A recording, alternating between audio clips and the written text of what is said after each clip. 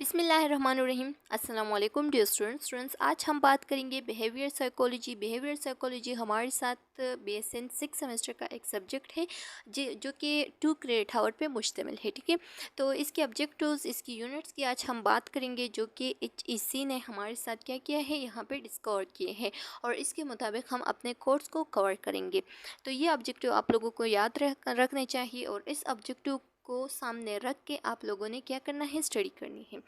First unit जो हमारे साथ है वो है इंट्रोडक्शन। तो इसके दो ऑब्जेक्टिव है, एक है बिहेवियर साइकोलॉजी की डिफिनीशन और दूसरा हमारे साथ जो मेजर पर्सपेक्टिव है बिहेवियर साइकोलॉजी की, डेवलप्ड इनटू मॉडर्न साइकोलॉजी। ठीक है, तो उसके बारे में हम दूसरे ऑब्जेक्टिव में बात करेंगे।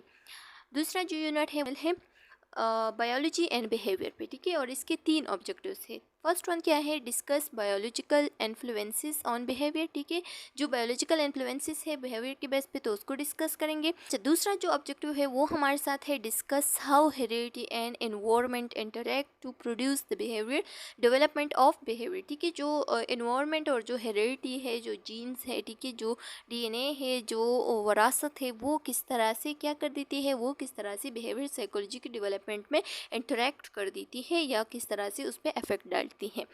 जो थर्ड वन ऑब्जेक्टिव है वो हमारे साथ क्या है, डिस्कस रिसर्च मेथड। अब बिहेवियर साइकोलॉजी के बेस पे हम जो रिसर्च मेथड है उसको भी डिस्कस करेंगे।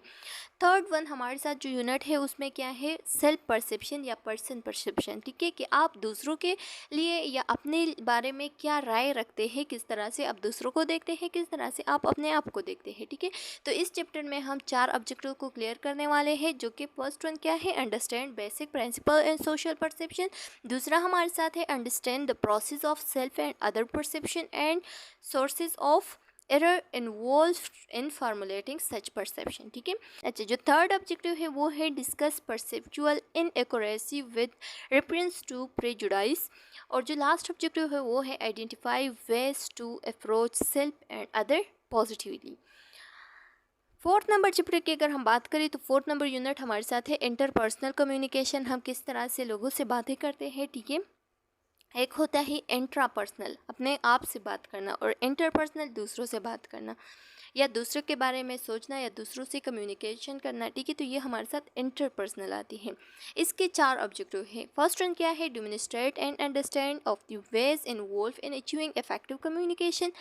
दूसरा हमारे साथ है demonstrate understanding in using effective communication in complex situation, identify circumstances leading to self disclosure and develop understanding of the role of self-closure in psychology, health and psychological health and its use to interpersonal and conflict। ठीक है, अब हमारे साथ जो fifth one unit साथ होगा behaviour psychology में, तो वो क्या होगा, बिहेवियर साइकोलॉजी में टोटल 10 यूनिट्स है। ठीक है, और उसके जो फिफ्थ वन यूनिट है वो है जेंडर एंड बिहेवियर।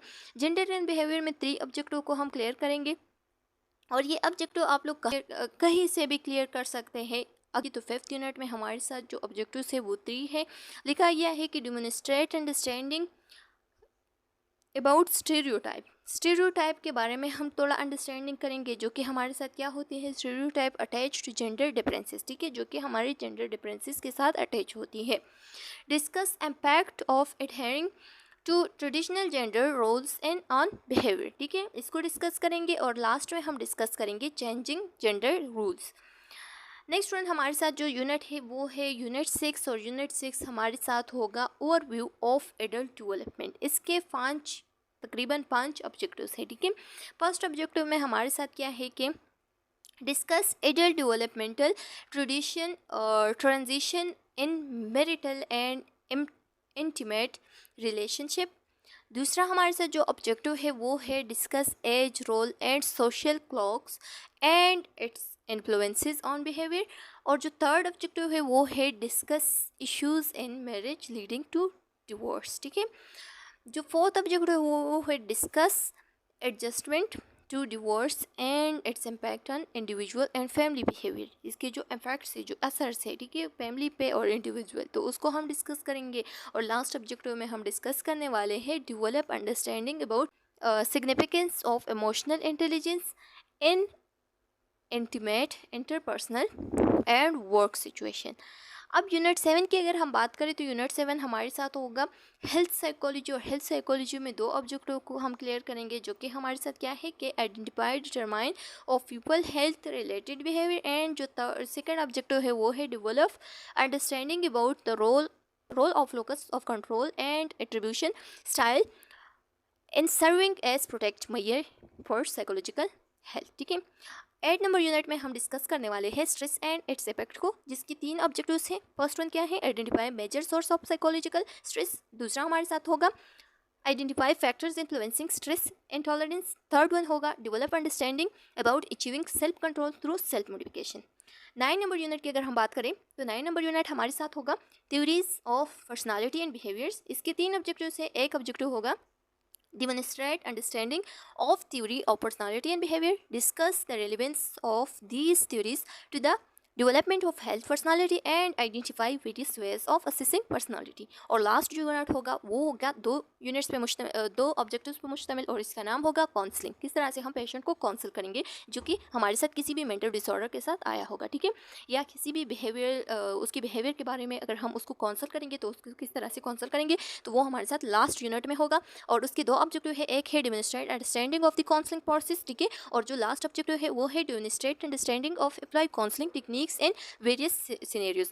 तो ये ऐसे ऑब्जेक्टिव है जो कि आप लोग अगर HSC BSN 6 सेमेस्टर का एग्जाम देना चाहते हैं, ठीक है, तो कहीं से भी आप लोग इस ऑब्जेक्टिव को क्लियर करना आप लोगों के लिए बहुत ज़रूरी है। जब आप इस ऑब्जेक्टिव को क्लियर करेंगे कहीं से भी, तो आप लोगों के लिए एग्जाम में कोई भी मुश्किलात नहीं होगी इंशाल्लाह। चलो स्टूडेंट्स, उम्मीद है कि आप लोगों को यहाँ तक समझ में आ गया होगा। नेक्स्ट वीडियो लेक्चर में हम इंशाल्लाह दूसरे कोर्स ग्रेड को डिस्कस करेंगे, और कोर्स ग्रेड जैसे ही ख़त्म हो जाए तो तब हम फिर क्या करेंगे, चैप्टर्स को स्टार्ट करेंगे। ठीक है, यानी यूनिट्स को स्टार्ट करेंगे।